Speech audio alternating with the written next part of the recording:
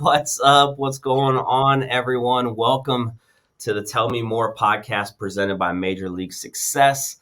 I have Rachel Alley with us. She's the team lead and founder of the Millennium Group at Keller Williams Capital Partners here in Columbus, Ohio. And Rachel, thank you so much for taking time out of your day today to jump on here and to just share your journey. Tell Me More podcast is all about just showing other agents that there's several ways to become successful in this business and in this industry. And, the majority of us, come from different careers and backgrounds. This usually isn't our first career step. So, just really showing people that it doesn't matter what you did before. It doesn't matter what you do within the business. There's just so many ways to find success. And I'm so happy to have you on. Well, thanks for having me. This is fun. Yeah, and I know over the years we've done a handful of deals, together, and we don't really know, each other. Yep. So selfishly, I'm going to enjoy, this conversation because I'll get to know you a little bit better. But Rachel, we always start with the beginning, right? Like growing up, what was life like? I always find that as I interview and talk to, agents, that usually there's something that's either from growing up or early on in their life, maybe a different career that typically has a big impact, into their real estate business. So what was life like for you growing up? So I am the oldest of 4 kids. My mom is a medical physician and my dad is very blue collar. He was an iron worker. So I got both ends of the spectrum as a kid, and we grew up in a small town, Millersport, Ohio, about 45 minutes outside of the city. So my graduating class was like 46 kids, if that tells you about how small the community was. So it was really a humble upbringing. I grew up on 22 acres with a pond and woods and creek in the back. I always joke that I was my father's son growing up because I was the oldest. So he renovated my family home since I was a child, and we went room by room by room by room. So I always joke that I got tool belts instead of Barbies. Yeah. Growing up, you name it, I've done it at this point. Electric, flooring, drywall, all of the things. So that probably sparked my interest in real estate. But more than my interest in real estate was really my interest in business. So fun fact, I am from a family of women entrepreneurs. So my grandmother and my grandfather on my dad's side own a carpet and flooring business, and they also owned rental properties and things like that. My grandma and my grandpa on my mom's side owned an Italian pizza shop. So wow. I spent my summers slinging dough and pizzas and mixing sauce and all of that. And then my mom opened her private practice and ran and managed that my whole childhood. So I've always worked in or around all of our family businesses. So that was my natural interest in business. Now, did you just like work in each individual of, those businesses and like to learn, or was it kind of more? Well, it was kind of like part of dues of the family more than learning. All hands on deck. So it was just where my parents went, we went. What they did, we did. What my grandparents did, we did. So it was just by association. We were just always together and always there. Yeah. Now, going through, like elementary, middle school, those types of things, did you do sports, no sports? Did you end up going to college? Kind of lead me up to, high school, college, after high school years. Yes. So when you grow up in a small town, you do anything that's available, which isn't a whole lot. So I did play sports growing up. I always have the running joke that it was because I showed up for tryouts. There weren't really tryouts. If you show up, you get to be on the team. So I always played sports growing up since I was a young kid. We played softball and basketball. Those were my 2 main sports of choice. And so that really shaped how I kind of grew up, what my influences were. Being a small town, I always joke that we didn't have a lot of skill, but we had a lot of heart. So we were never really on the winning side of things, but we always showed up for the next game and we showed up for the next practice, and we always got our butts kicked by the bigger girls or the stronger teams, but we still kept going. So it shaped a lot of me in my younger years of just kind of that perseverance and competitiveness and never giving up and those type of things. So Yeah, no, I'm originally from a small school. I moved my high school years to a D1 school, which was Yeah. just a whole other, Now, that's a culture. whole world away from where I grew up. Yeah, but like, my main, growing up all the way up till eighth grade, I think my class size was like 56, Mhm. right? And same thing, like we didn't have there, we didn't have, soccer. We didn't, Yeah. because we didn't have enough kids. Enough kids. Yeah. Our football team, we had like 13 kids going both ways. So, Yeah, so I can totally relate to some of that. But yeah. so so you did sports. What did you do end up doing after high school? So after high school, I went to, I was accepted to Ohio Northern University for undergrad. And originally I wanted to be a surgeon. So I grew up watching my Wow, mom in medicine. They probably wouldn't let you do this today, but I would scrub into the OR and watch the general surgeons do different things when I was like 17. And then I went to school. I wanted to be a surgeon. I was a chemistry major. And when midterms came around and the professor said, the average was 60, good job. I said, a D is not an option for me. I'm here on scholarship. I have things I need to accomplish. So that was when I kind of exited chemistry and I joined the business college. And I switched from that to pharmaceutical business. And I graduated in 3.5 years after that change. So I was really motivated to get through my schooling and through my education because I wanted to jump into the workforce. My first job out of college, well, I should say I took a little sabbatical. I traveled the world. that's awesome. Where'd you Yeah, go? I got No, rushed through I'm not college so that I can jet set to different places around Europe and Asia and all of that. that. Um, That's interesting. Has traveling always been something like a passion of yours? Like, did you do it growing up a lot, or what made you no, kind of just so make that I decision, mean, going from our small version of town to travel was that? like going to the Outer Banks for a week-long vacation. So that was it. Or piggybacking off of my mom's medical CE trips, which were like weekends in Pennsylvania or Yeah, stuff yeah, like that. Um, so we never did international travel. It was never a thing. I just learned a lot. And when you go from like a small town and then you go to college, you meet so many different people yeah. and, you know, different cultures. And it just was curious to me. So I knew I wanted to take the time to travel the world, and it gave me a really great perspective. I got to see how different people live and what they find important. So I got to bring some of that back with me as I was shaping myself into adult life. Yeah. And then after that little break, I looked left, looked right, and said, okay, well, what are all the people I graduated with doing? And I I got connected with an alumni from Ohio Northern who had a consulting firm, healthcare IT consulting firm. So I joined them as a consultant, and I traveled to client sites around the country for about 5 years, implementing electronic medical record systems during the boom of that. Now, it's so fascinating. I'm always curious of, like, going from, you originally wanted to be the surgeon, right? And then switch to business. Mm-hmm. Business, because of the family dynamics and the entrepreneurship, was that always an interest? Like, was that like 1B in Yes. So certain at the time I was making these decisions about kind of my path in business, I wasn't as aware as I am now as to what probably shaped that. So looking back, like my young self, like I was the kid that would collect lunch money from other kids to build a treehouse when I Yeah, was like in 5th grade. So I was like already creating a treehouse business, more or less. yeah, When we had a family yard sale, I had like the apron with all the dollar amounts in it and the change pouch, and I was like running the yard sale. So when I was 5, I was sweeping porches for $1, not because I needed to, because I wanted $1 to pay for ice cream when the ice cream truck came. Um, so looking back, yes, this was always me. I didn't realize it when I started this path, though. sure, sure. So you travel, the world. You come back, you go into a career. You're there for 5 years. Mhm.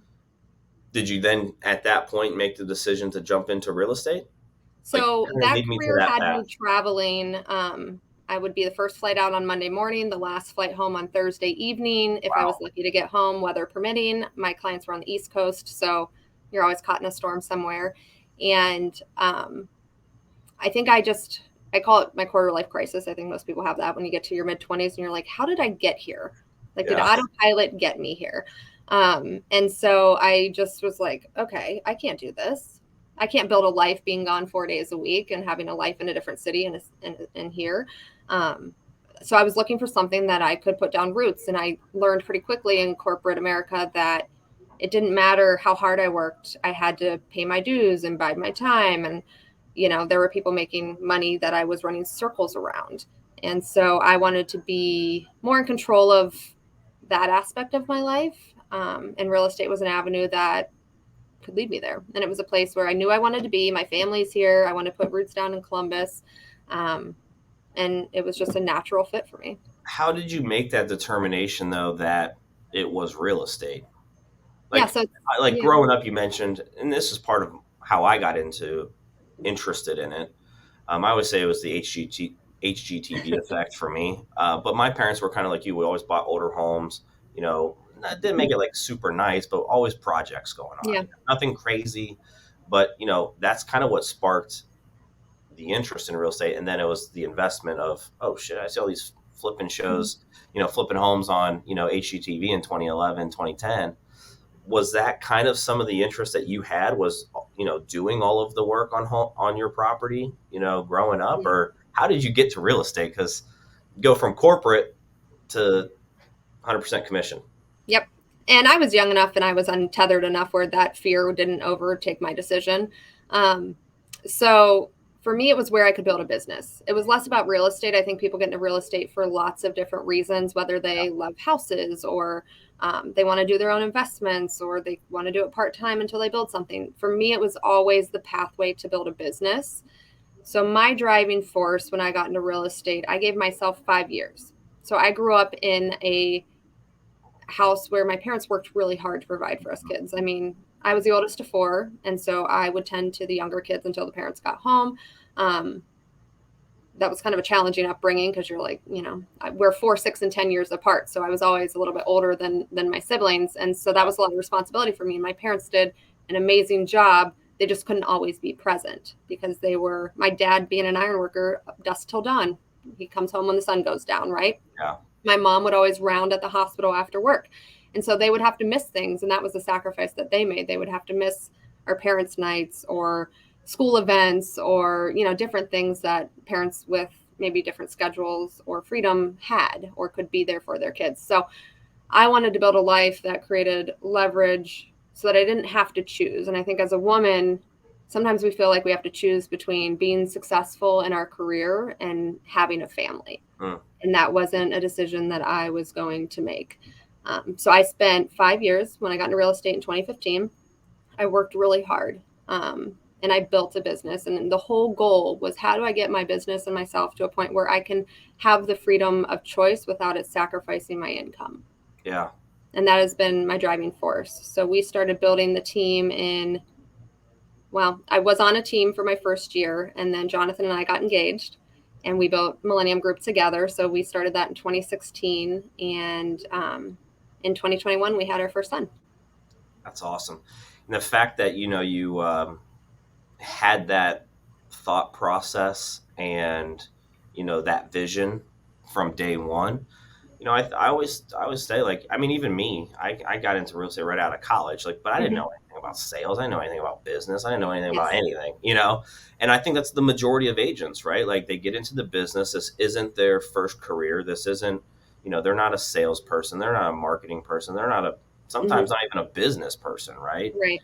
And I think that's why partly why our failure rate's so high, and you knew from jump exactly what you were trying to build and why you were trying to build it.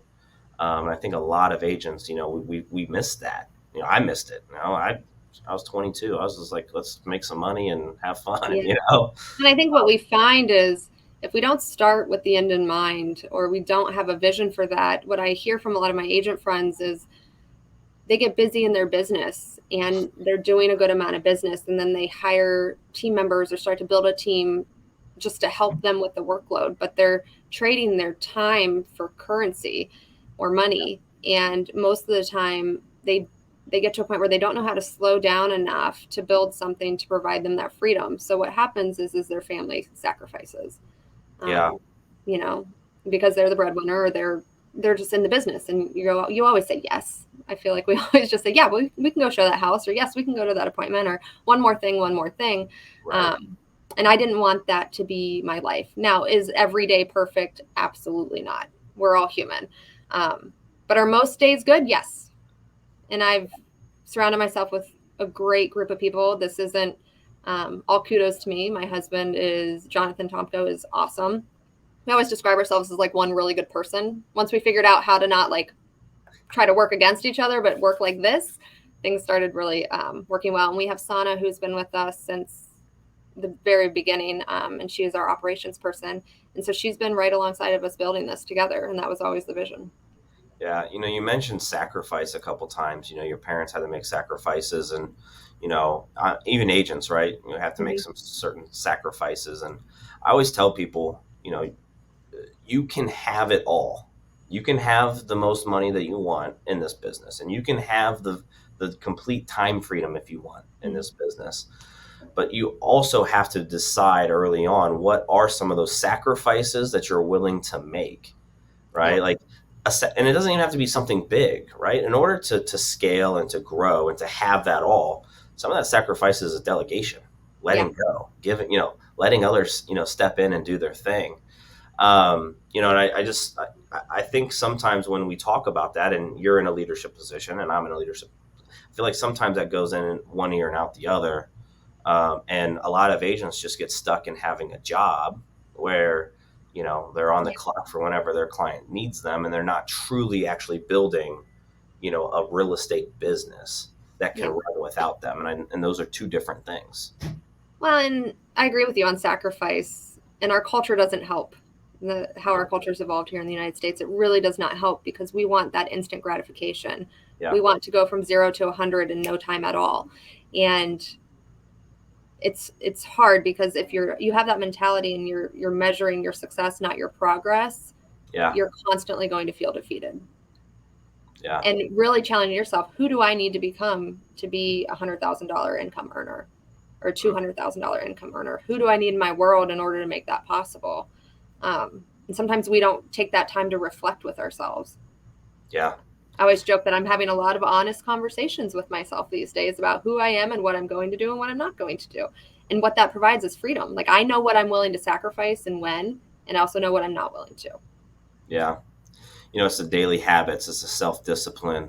It's all of those things, that small things, what are you doing, talking to someone for 15, 20 minutes, just BSing around in the office, right? Like, yes, there's a time and place for that. But, I always laugh when agents are out there like, I work 60, 80 hours a week. I'm like, but do you really, because I know me when I was in the office, there was a lot of time wasted, right? Yep. Whereas in this business, if you just hyper-focused on those income producing activities, you could knock out a full day's work in 4 to 5 hours. Max. Not counting showings and those type of things, but actually in the business, getting that going. Well, we fill the time that we have. So if I put an hour on my calendar to, I don't know, work on a problem, I'll probably take the whole hour. If I put 20 minutes to work on the problem, I'm probably going to get it done in 20 minutes. Yeah. And it's really just winning the day. That's kind of my mentality as we head into the new year. It's like, okay, what can I do to win today? Love that. That's it. Every day, what can I do to win today? Is it I'm getting a referral, I'm setting an appointment, I'm writing a contract, I'm listing a house. I always focus on the result piece because I think that can dictate my activities. But what am I doing to win today? And if I can just win 4 out of 5 days, that's progress. I'm curious, how do you determine, what that win is? If I'm moving the business forward, at the end of the day, if I say, okay, what did I do to move this business forward, move my business forward today? And in a leadership position, sometimes it looks a little bit different. So maybe it's, I had a really great conversation with an agent looking to join our team. Or maybe it's, okay, we did really good with our profit margin last month. I'm really excited about that. Or maybe it's my agents pipelines, as we assessed going into 2023, they look healthy and I'm excited for them. So those are some leadership things that I focus on kind of higher level. But for myself, I'm still in production to a certain point. I like to stay on the front lines with my agents. I can only help them solve problems if I'm right there with them. And that's what I'm really good at. Like, I'm the strategist at heart. You give me a problem, I'm going to figure out how to solve it. If I got to figure out how to get to A to Z and all the little parts between, that's my inner nerd. I love that stuff. Negotiations, like people are like, what do you like most about real estate negotiations? They're like, I hate that. I'm like, I know, but I love it. It's for me. So I'm just focused on the little wins throughout the day. And did we move the business forward today? And did I help someone else on my team move their business forward? I love it. I love it. Just breaking it down. It's the compound effect, right? With Yeah. whatever we do. Yeah. If we And win more days than we lose, then that's the win, right? Yeah. Overall, because over time it's going to show those results that you're looking for. Well, that leadership mindset changes because I think when you get into real estate and you start to build a team, most people will add an agent because they're so busy they're losing business or it's lost opportunity, but they don't slow down enough to really engage with that person and lead that person to success. And so it's kind of that back and forth piece of, do I put my leadership hat on? Do I put my agent hat on? Where's my best fit? Constantly juggling that. Yeah, I love it. I want to kind of go back to you making the decision to jump into real estate. Okay. And I'm always curious and interested in doubters or more supporters. Especially you went to college, you had a career right after, going, traveling the world. And now it's like, okay, I'm going to go into 100% commission, sales-based industry. Mm-hmm. Did you have some doubters? Did you have a lot of supporters? What helped you kind of get through that decision and really get your career going? So I don't tend to listen to a lot of noise. It's probably a personality trait of mine. I don't like the chatter and the noise. I've never really put a lot of stake into what other people's opinions are. My mindset is if I don't want to trade places with you, I'm probably not going to listen to your advice. I mean, doubters, yes, my own family. My dad's like, Rach, just keep your 9 to 5. You have healthcare, you have benefits. Just why don't you start part-time? And I'm not a part-time person. I'm not a halfway person. I'm like all or nothing. Yeah. That's just who I am. And so, yeah, there's that chatter. And I was like, well, all right, you're fine. Like, we're just going to move that aside. We're going to dive in. And I always joke, I'm like, what is the worst thing that could happen? I'm 25 years old. I'm changing careers. I'm betting on myself. I'm untethered. What's the worst that can happen? I fail and I go back to corporate America and just do what everybody else is doing, which was what everybody expected me to do in the first place. Or what if I don't fail? What if I succeed? Then what? What could my life be like? How did you come up with that mentality, that mindset?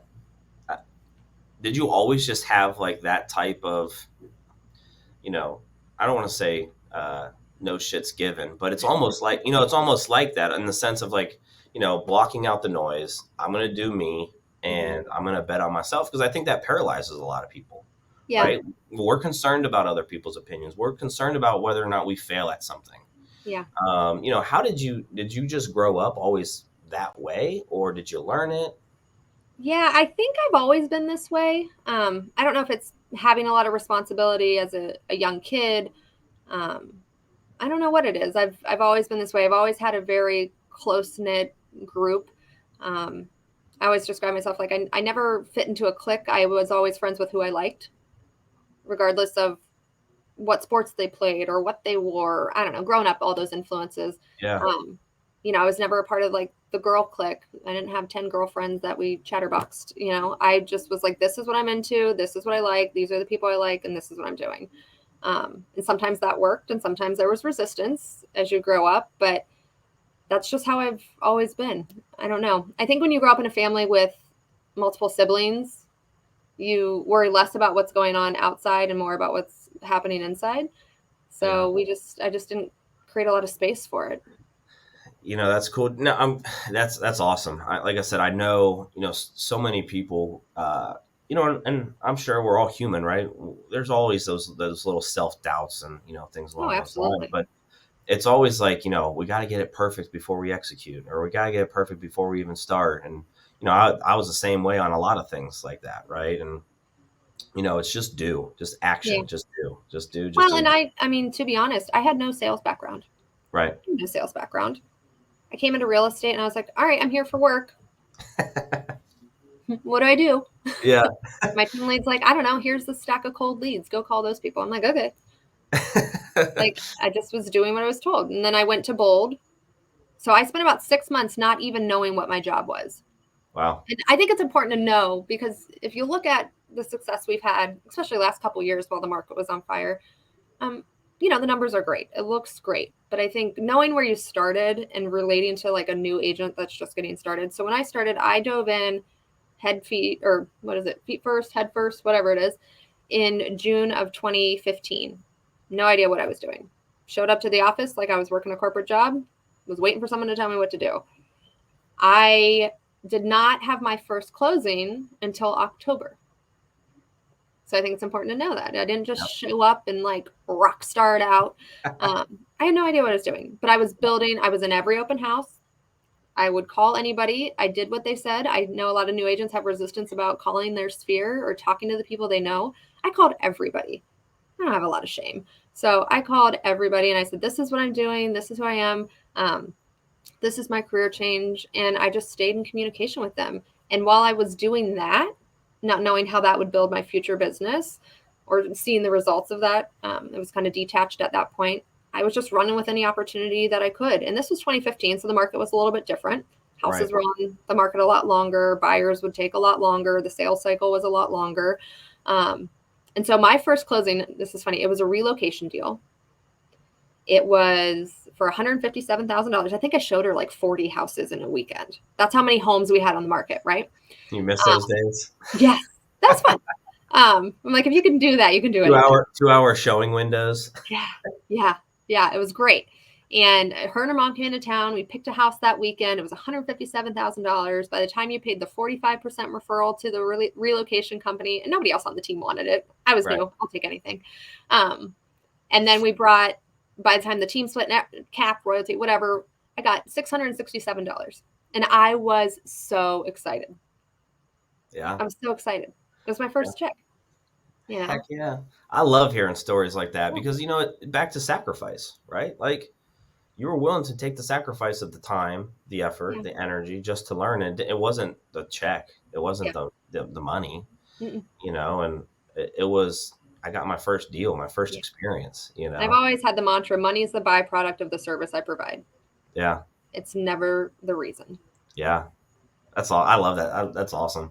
Yeah, I like my first deal was I think $43,500 a house in Whitehall. That would have been fantastic. I think by the time I got done with mine, it was like $300. Which is okay. It's fine. That's how you learn. And people always ask me, what did you do to get started? I just said yes to everything. Want to sell land? Yes. 100%. Want to sell a manufactured house? Yes. Want to buy this? Yes. Whatever. Yes. I'll figure it out. 100%. I was talking to an agent the other day, and he wants to get into commercial. Okay. I was like, look, I'm not really the person to advise you because that's a whole different ball game and not my thing. But I said, look, free has a currency. So if I were you, I would be reaching out to every single commercial agent and saying, what do you need me to do? And I will do it for free. Because free has a currency. Like you said yes to everything. It didn't matter what it was. Yes. Yes. And I think sometimes people are like, I don't want to do that. Like, I don't want to drive across town to do that showing. I don't want to, fill in for you on this or that. Well, I couldn't afford not to. Right. I could not afford not to. Yeah. And the ego that we think we have when you're in a 1099 position, you better put that right away. Because it's who you need to become. And you have, again, what's your sacrifice? Are you paying your dues? This industry knows. Yeah. And it's going to reward you accordingly. Yeah.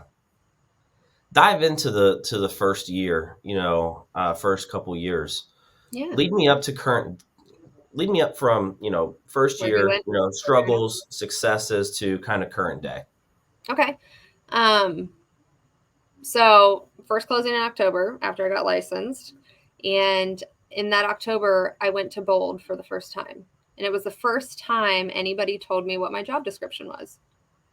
And a light bulb went off and I was like, this is what I'm supposed to be doing every day. I get it. I can do this. Next year, I sold 41 homes. What was that? What was the job description that hit that made that switch for you? It was me looking at how do I make 20 contacts a day, something that's within my control, and then having a business plan to work my goals backwards, to know exactly how many deals I needed to get in contract, what that projected income was, what my business expenses were. That was my plan. But let's break that down, because you Okay. said something. You said something sweet. Yeah. Only 20 contacts a day.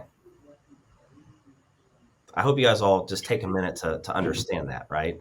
Mm-hmm. A lot of agents think it's like, I got to sit here on the phones and grind for 3 hours, or I got to do this for 3 hours.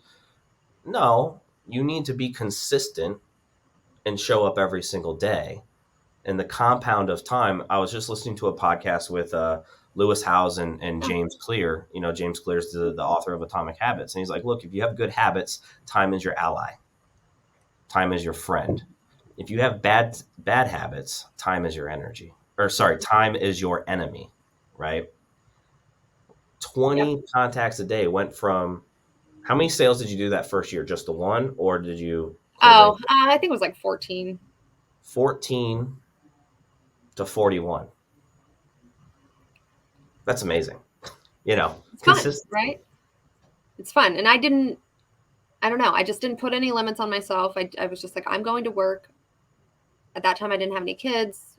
We were engaged. Jonathan's been in real estate with me the whole time, so he gets it. Yeah. I was just going to work. And I've always had a strong work ethic. I find a lot of purpose in the work that I do, so I was committed to it. That's awesome. And I believe nobody succeeds alone. So I wasn't doing this by myself. I got a coach in 2016, a business coach, and he has been integral to the success that we've had and kind of leading us down the pathway, knowing what my goals were around family and time. And then, having Jonathan and Sana or different people enter our organization at different times has been really integral to the success over the years. Did you always know that you needed a coach, or did someone, within your office, brokerage, did someone tell you like, hey, this is probably something that you should implement into your business? I don't remember. I just think I remember getting to a point where I needed to grow beyond myself. And I knew the only way to grow beyond myself and to get where I wanted to go quicker was to get help from someone who'd done it before. Yeah. So I am not smarter than anybody else. I do not reinvent the wheel. I think we spend a lot of time and energy trying to figure out new ways to do things or trying to find that easy button. Yeah. And I'm like, I need help to get to where I'm going. I have to grow beyond myself. And so I need someone that's walked this path to lead me down it. Yeah. I believe that people need a coach. I believe that you should be a peer to someone else, meaning you should, if someone's on the same path, same journey as you, whether it's 10 deals, 25 deals, 100 deals, whatever, you kind of need that peer to peer, to help you. Yep, through the highs and the lows. And then, I believe that everyone should be a coach to someone, right? You can coach someone to get to where you're at. And I believe in those three things. And I think if you have those three things, your business will move a lot faster. Mm-hmm. You'll be a lot more confident, and you'll be a lot more comfortable with having the conversations, with clients and agents and all of those other things, because you're getting all three of those things accomplished within that setting. Yeah. So, Rachel, when did you decide? Now, when you went from year 1 to year 2, were you still on that real estate team in year 2, or when did you decide to kind of break off and do your thing? I was on that team for about a year. Okay. I think it was a year, pretty much exactly. I learned a lot. I learned a lot about that team structure. I learned what I liked, maybe things that I would change. And obviously Jonathan and I getting engaged and deciding to form a business together was really an integral decision-making point as to why I transitioned. And then, so we started to build our team, and really it was just us three, me, Sana, and Jonathan, from the beginning. And in 2018, we hired our first buyer's agent. And she went on to do 36 transactions the first year. But wow. I had spent that time building business so that I had business to transition to her. And that was important to me. And so she did 36 deals, and I think we closed out the year about 83. I think that was 2018 was 83. And then 2019, we hired the second buyer's agent going into 2019. She's been with us about 4 years now. And she's been integral to the growth of the team. And I am a big believer in developing people. I think that's important. I think that's something that I've been good at thus far. So we hired an intern. Her name's Aaliyah. She's with us. And she started as an intern. Then she moved to my listing assistant, where she was attached at my hip for 12 to 18 months. And now she's our lead listing agent. She's a rock star. And so we're looking at, okay, what's next for your growth? What's next for your development? So each step of the way, we've kind of added people. We have Lisa, who's our buyer's agent. She is probably the most wholehearted. I'm always like, you're who I want to be when I grow up. She's just an amazing person. And so we've been able to add these great people to our organization. Or Josh just went from the transaction coordination role, and he's always wanted a pathway to production. And so he just jumped into sales, and he's going to be awesome. So just developing people and helping them find success within our environment. And, I don't believe anybody succeeds alone. We talked about that. Yeah. So what environment can we create where people can really succeed and amplify their success? Where can they come to thrive, not just in their business, but enhance their personal life? Yeah. And that's what's important to me. That's what it's about, right? That's why I'm passionate about helping newer agents get into this business, is because I had, my mentor, Ryan, I've been with Ryan since day one, and I had that person, and it's what this business has done for him that I got to see, right? As a 22-year-old. Now it's like, I want to show people what this business can be if you go after it, right? And what it did for me. And, our success rate is so small in this industry. And I feel like it doesn't have to be that small. It should be a lot bigger. And it's that, like what you just said, it's what this industry can do for your life. That's what it's about. You can have it all within this industry. Well, and that's what I pride myself on is yes, we're teaching our agents to be better professionals, but I'm teaching them how to be business owners. Yeah. That's what's important to me. What type of business are you running? So you can plug in with us and we can run any business that you want. But, do you have your P&L? Do you have your LLC? Are you paying for it? How are you running your expenses through? Like, what does your business look like as part of Millennium Group? Yeah. What is your wealth plan? What's important with your goals? Because if we're just talking about selling another house and it's for nothing, it's really hard to motivate that. I would say it's, I used to always say, what's the transaction goal? What's the income goal? And I still ask those questions. It's not the main question, but it's what's the lifestyle that you want to live? Because I believe lifestyle will dictate whether or not you want to go after and sell 100 homes, or if you want to just sell 10. What's the lifestyle that you want? There's no wrong answer to that. It's just what's the really helping people level up their business. Yeah. So I think a lot of people in real estate, they're like, I'm burnt out. I have to slow down my business to have the life that I want. I've sacrificed all of this. No. Who do you need to become as a leader? How do you need to grow so that you can bring someone into your organization so that you don't have to sacrifice your business or your income to have the life that you want? How can you have both? Yeah, exactly. Rachel, I want to kind of fast forward. I want to kind of start looking into the future. What's something that you're looking to accomplish, within the business, personal, whatever, within the next 12 months? Next 12 months. So we are back to quality. We've all been running with our hair on fire.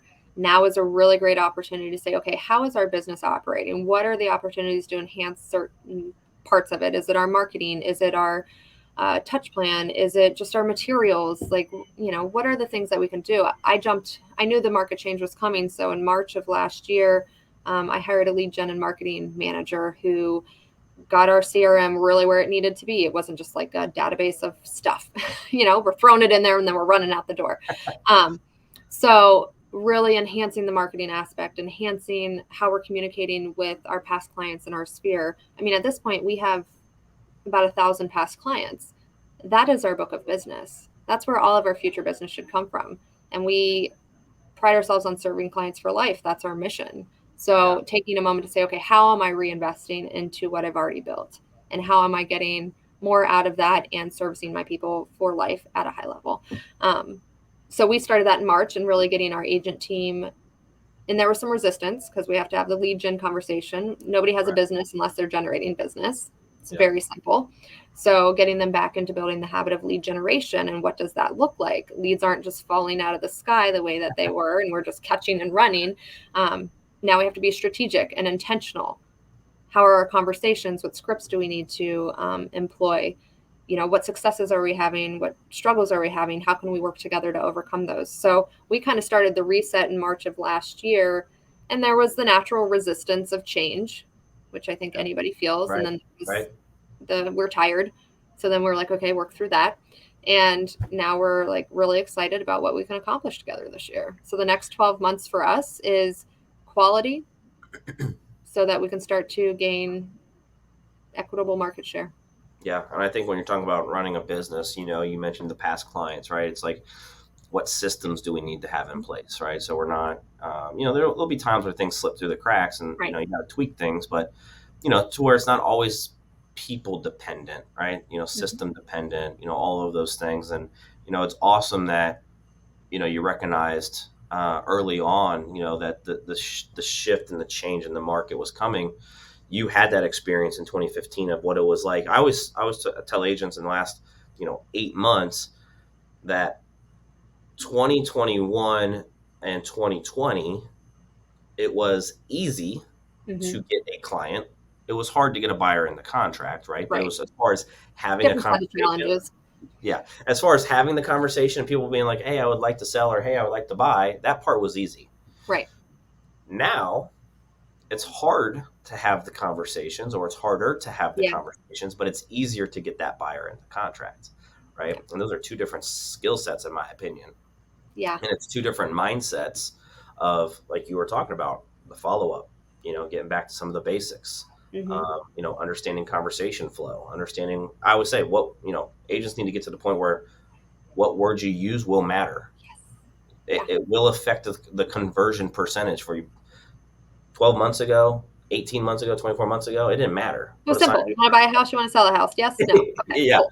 Now it's like, okay, let's ask better questions. Let's dig a layer deeper. Let's find some motivation, really qualifying our pipeline, because I think a lot of us can lie to ourselves. I was talking with an agent. He's like, I'm so busy. I have 6 listings going up. I got 20 buyers. And I'm like, I'd be curious if we ask some layered questions, really what pipeline you're working with. Or are you just busy?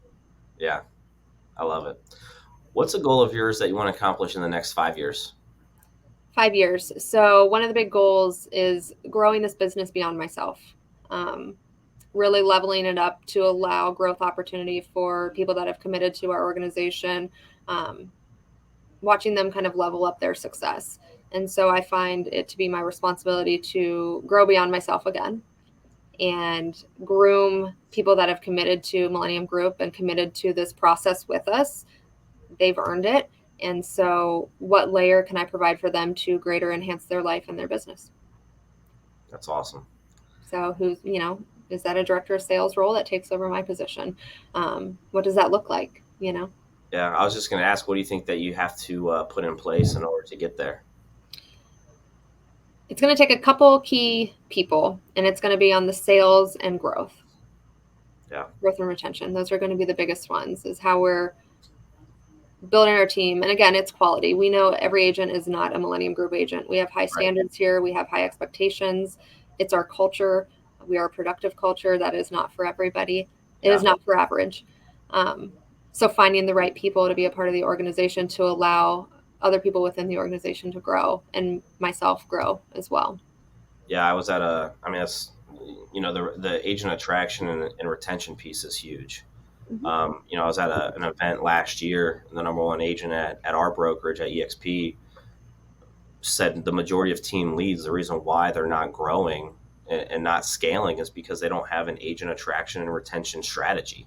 We have a buyer and seller attraction and retention strategy, but from a leadership standpoint, if we don't keep continually looking for good talent to add to our organization and then keeping the talent that we have, it's going to be hard for you to truly scale, to the business that you want to do. And I was like, that was like kind of my light bulb, like, okay, like I knew it, right? Like, so I always say, like, sometimes you're just in that moment, it finally clicks, right? Yeah. And I think it's changing the mindset of, we're not just looking for people. I don't need bodies. I don't need breath and hearts. Like, I need quality people. I'm looking for people that have committed to a career in real estate, that aren't just testing the waters. I'm looking for people that have a good business, but are looking to level up their business or find leverage so that they can have the lifestyle that they want.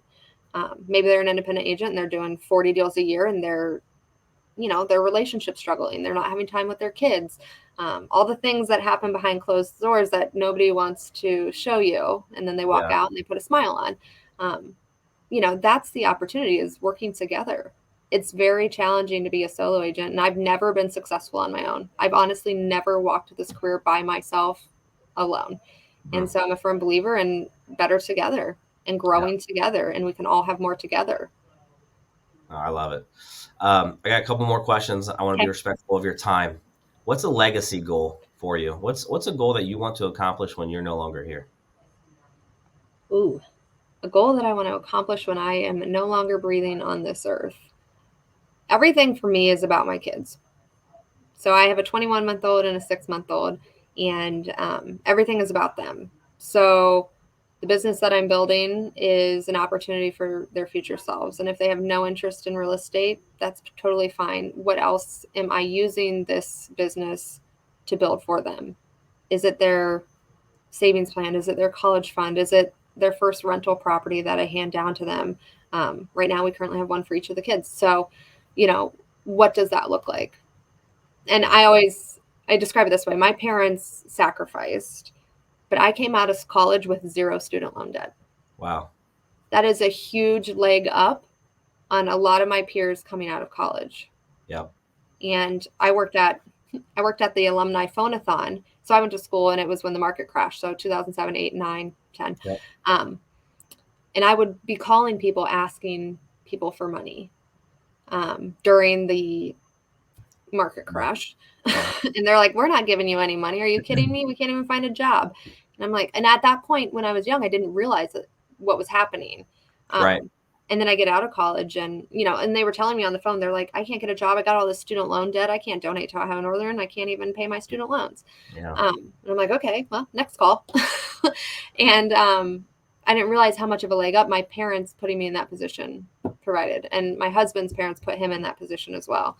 And so I think that accelerated kind of our wealth journey as we, kind of started building our own things. And so that's been really important to us, is what platform am I laying for my kids? Oh, so that awesome. They can have a leg up whenever they're adults or whenever they need it. That's awesome. I love it. And now we know why you crushed the phones with the leads, because if you can call and ask for money for donations during that time, you can handle any rejection and objections on the real estate side. That part's easy. Yeah. All I know was I needed a little job so I could have a little fun on the weekends during college. So, and that was available. No wonder the phone skills are on point. I'm sharpening them back up. But yeah. Rachel, thank you so much for your time today. I always end with this last question. Okay. If you could give the audience one piece of advice that either you wish you had, maybe starting out in your career, or one that maybe you share with your agents or any agents now, what's that one piece of advice? So the biggest piece of advice I have is understanding why you're doing something. Why are you showing up every day? Why is this important to you? Why is success important to you? What does that look like? If you can have honest conversations with yourself, then you're not going to be combating who you are and who you want to be with who you think you should be or who you think you are. And that self-discovery is life-changing. I love it. Thank you so much. For those that are watching, make sure you reach out to Rachel. If you are a buyer, seller, and you resonated with her story and you want to work with her and her team, make sure you guys connect with her. Her email and her phone numbers down below. If you're a real estate agent, and you want to pick her brain or possibly talk to her about joining her team, hit her up. I know she's there to help. She's there to have conversations. But Rachel, thank you so much for your time today. And for those that are listening in on the podcast, what's the best way for them to connect with you? Yeah, best way, email and phone number. So it's just Rachel Alley at kw.com, or my cell phone 740-503-9925. Always happy to have a conversation. Again, like I said, there were lots of people that were willing to raise their hand and help me along the way. So I feel like it's my responsibility to do the same.